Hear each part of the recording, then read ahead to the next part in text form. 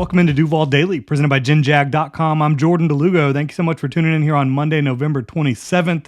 We had a thrilling football game on Sunday between your Jacksonville Jaguars and the Houston Texans, a 24-21 win in Houston. The Jaguars are now in first place in the AFC South by a solid 2 games.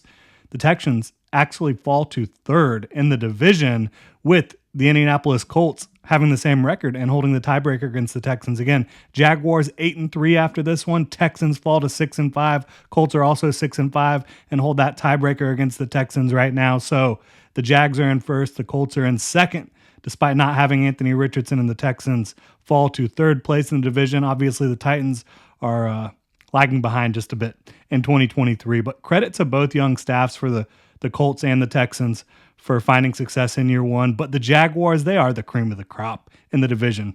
I think this game proved that. I think that their overall play over the last year or so with Doug Peterson and Trevor Lawrence proves that. They have far and away the best record in the division. I think they have the best total group of talent on both sides of the ball and special teams, the best coaching staff, and the best quarterback. That's right. Trevor Lawrence was so money for the Jaguars in this one. Pretty much perfect on third down. His lone interception was really a missed holding DPI call against the Texans. If you go back and look at that one, watch this game. He was the best quarterback on the field, and I know there's narratives out there that he was not, but he was. And this was a playoff-type atmosphere. It was a game that had playoff-like stakes. Both quarterbacks and both teams showed up in this one. It was a close one, a thrilling game between two very good young football teams. But Trevor Lawrence was the man. Tight window throws, touch passes down the field, layered balls down the field. He was special. Really special performance by Trevor Lawrence. Maybe the best of his young career. And the narratives that Trevor Lawrence isn't a star or isn't a franchise quarterback, whatever people want to say, that needs to go goodbye, right? He is all that and then some for the Jacksonville Jaguars as a quarterback, and he is a great leader and a great person to be around, to boot. Someone you want to build your franchise around.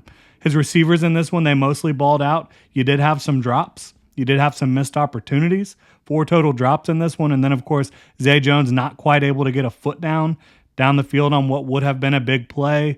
Of course, the throw to Ridley in the end zone could have definitely shifted things if Ridley was able to haul that one in. But overall, I thought the Jaguars receivers did a good job creating some separation and hauling in a lot of passes. So still, though, on offense, you weren't perfect. The run game was struggling a bit. I thought pass protection was very good outside of Walker Little struggling a little bit, moving back over to left tackle after the Cam Robinson injury. But the way they performed, despite having some errors, despite having some mental issues and just some missed execution on offense, was awesome because they played really well and they can be even better. That's very encouraging for this Jacksonville Jaguars team. Like I said, the run game was still struggling to get it going, but they kept sticking with it, which I think played into their favor late in the game. Defensively, looking at the Jaguars, Mike Caldwell got the job done, calling plays for them in a big way. His defense held the Texans under 50% on third down, limited them to 21 points, made huge plays in big moments. You did still see some blitzing from Mike Caldwell's defense. You always are going to. He's never going to just not blitz a quarterback. But he played against C.J. Stroud in this one like C.J. Stroud was more of a veteran. He didn't want to allow just free space for C.J. Stroud out there, in the secondary. He played more coverage-based looks than blitz-heavy and pressure-heavy looks in this one, and I thought it got the job done for the most part. I think that's the way you have to play C.J. Stroud at this point, the way he's able to manage and read defenses as a young quarterback.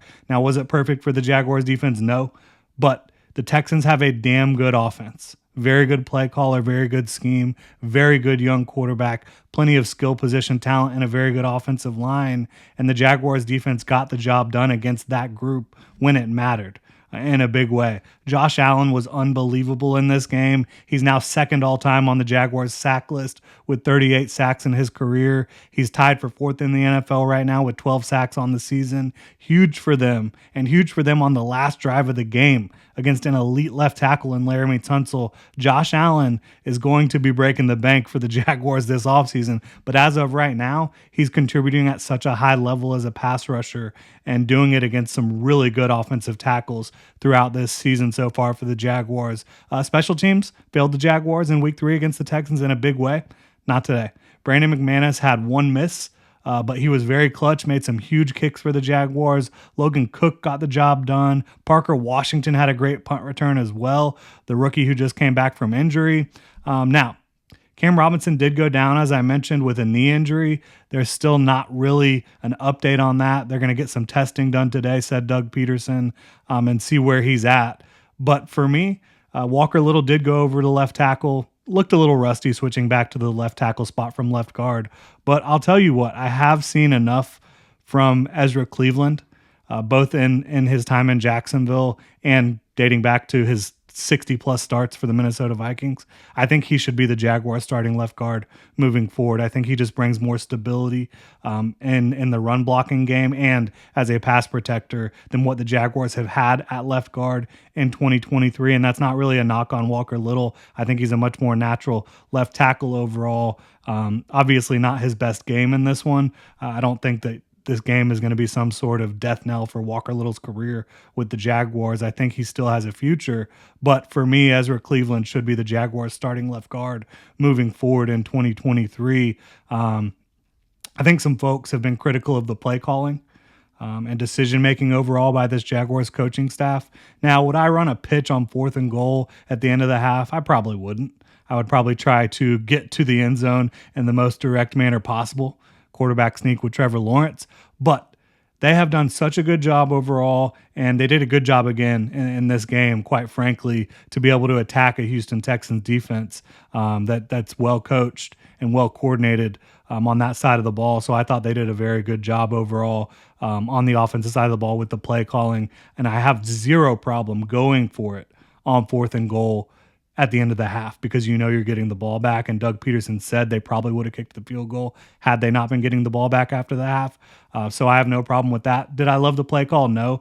But you can be critical throughout every single game of a handful of play calls here and there.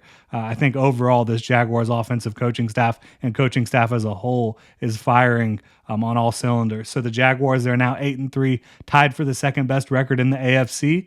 And the team with the best record?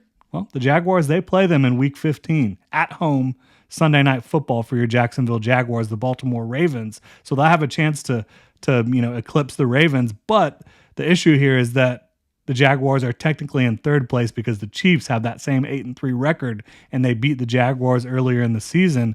So the Jags, they can't get the 1 seed this year unless the Chiefs falter a little bit, right?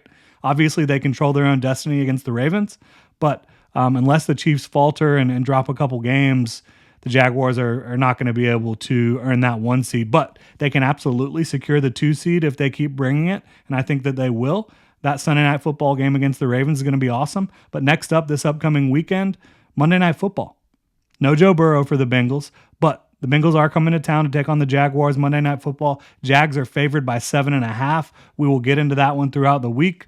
But the Jaguars, they handle business in the division, get to 4-1 within the division, one more game remaining against the Titans in the AFC South. They're 8-3, 6 games to go. It is a good time to be a Jacksonville Jaguars fan.